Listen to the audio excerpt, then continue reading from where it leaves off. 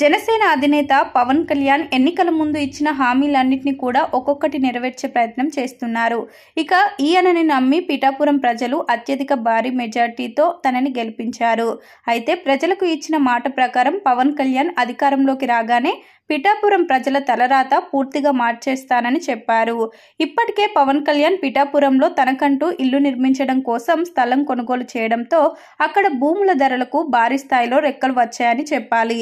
ఎంతో మంది real estate వ్యాపారులు పవన్ కళ్యాణ్ ఎక్కడ కొన్నారనే విషయాన్ని తెలుసుకొని భారీ ధరలకు భూములను కొనుగోలు చేయడానికి ముందుకు రావడంతో భూమి ధరలు భారీగా పెరిగిపోయాయి.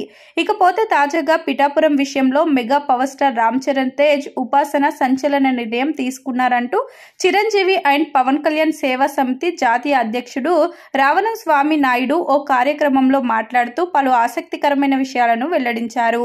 పిఠాపురం ప్రజలకు 24 గంటలు వైద్య సేవలు అందుబాటులో ఉండడం కోసం అక్కడ అపోలో హాస్పిటల్ కొత్త బ్రాంచ్ ప్రారంభించబోతున్నారన్న విషయాన్ని ఈయన వెల్లడించారు.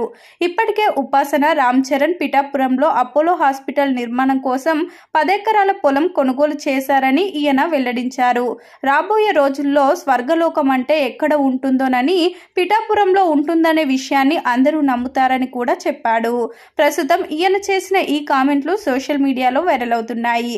ఇకపోతే చిరంజీవి నటిస్తున్న Vishwambhara cinema pre release event కూడా పిఠాపురంలోనే ఉండబోతుందన్న విషయం వైరల్ గా మారడంతో నెటిజన్స్ వివిధ రకాలుగా స్పందిస్తూ కామెంట్లు చేస్తున్నారు.